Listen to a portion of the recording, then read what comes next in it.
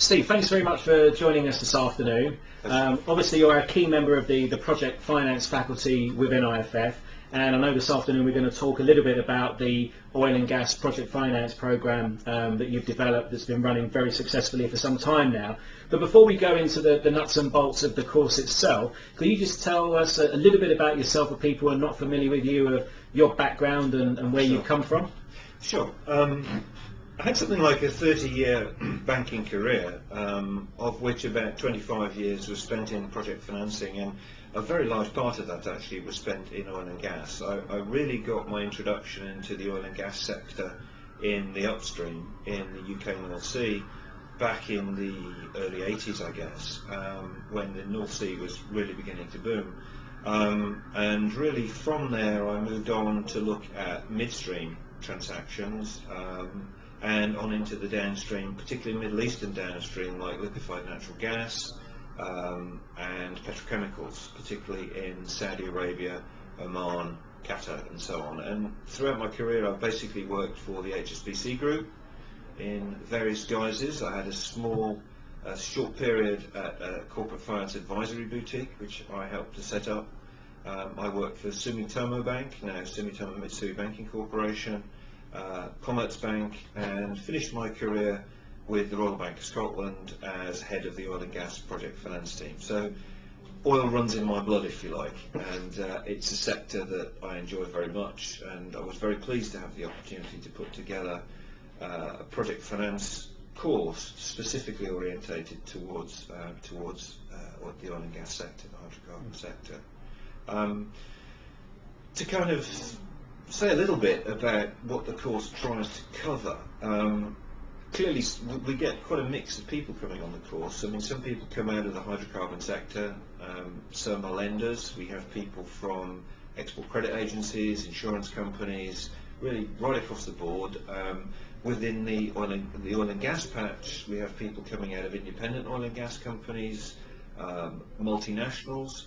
Multinationals are not the natural user of project finance, if you like, but will use it for, particularly when they're in joint venture, perhaps with a national oil company.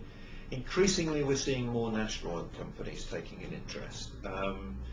It's got to be said that reserves are increasingly within the control of national oil companies rather than multinational oil companies, IOCs. I think that's generally recognised, and I think going forward we're likely to see more and more people coming out of the national oil company sector with a strong interest in project financing.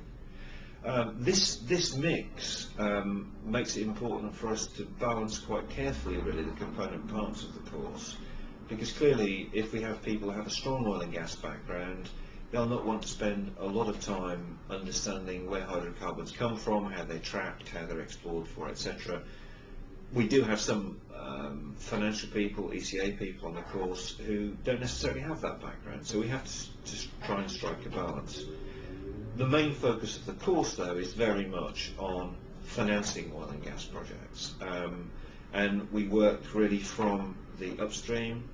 Clearly it's not possible to obtain bank finance for exploration, but really from the late appraisal development stage, it is possible to raise project financing. So we look at the structuring of financing for single fields in the upstream, for portfolios of fields, the so-called borrowing base transaction.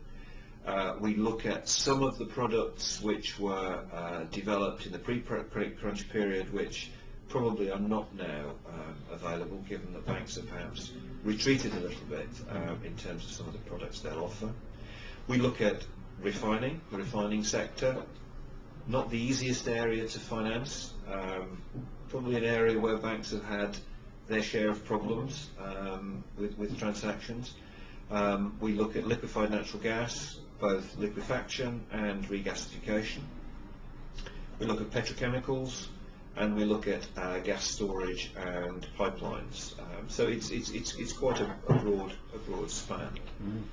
In common with the main project finance courses, or if you like, the sort of non-specific project finance course that we run, the course also has a toolkit, a strong toolkit component, And we think that it's very important that people take away from these courses a toolkit which will enable them to approach any new project which lands on their desk with a template, if you like, which they can drop over the project and have a good prospect of at least asking the right questions.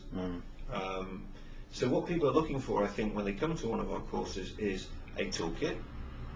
I think they're looking also for training by a practitioner, or at least someone who's only recently left the market and who still has access to people who are in the market and is therefore able to kind of test particular issues, check on how products are developing over time. I think that's very important. I think also what people are looking for is high impact training, if I can put it like that. Something which takes them up the learning curve quite quickly. Yeah, I think they, and perhaps more particularly their bosses, are looking for the training to put them in a position to contribute more and to do so quickly, so that following the course, when they attend a meeting, they're using the right language, asking the right questions, being more useful, perhaps, who knows, maybe even enjoying themselves, which is basically what it's all about.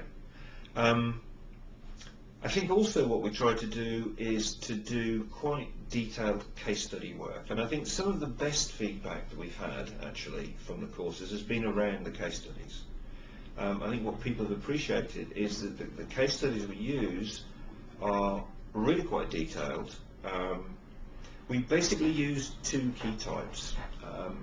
One is a credit committee style of case study, where 4 of the group are chosen effectively to act as a review committee, which has to determine whether a project can or cannot go forward through the full credit approval process of a bank. I present the case as the business developer from within the bank and throw myself open to question from the committee. The rest of the team who have not been chosen obviously also get the ability to contribute. But actually what we find is that people throw themselves into these cases very well. They enter into the spirit of these case studies extremely well. And the funniest thing really is that probably the sponsor side people are more conservative, if anything, than the bank side people. The other type of case study that we use is really around term sheets, and really loan documentation and term sheets are a very important part of this course. And the approach I try to take to term sheets is very much a commercial one. Yes, we have to explain what the individual parts of a term sheet are supposed to do, but we try to do that by way of a mind map, very much, rather than the page turn on a term sheet, in a way which has been done to me, and frankly my eyes started to glaze at a very early point. What I try to do is to make these things pictorial as much as possible, and to make them very much hot button orientated. What are the things that people fight about, you know, and what are the different ways in which a particular issue could be approached, and what has the best chance of success? So sorry, that's a fairly long and rambling answer to your question, Jeff. No, I think that's a brilliant answer, Stephen. I think it does help everyone understand just how unique this particular course is, and also I think kind of full credit helps everyone understand why it's proved so successful and so popular. I think the other thing I would say is that, you know, it's not a one-size-fits-all approach, particularly if we're looking at in-house courses. You know, people can obviously go to the website and download further information on the specific courses, but we're very much open to a discussion over the phone. We can develop outline draft programs for people to discuss. You know, if we know where the target is, we have a much better chance of hitting it. Absolutely.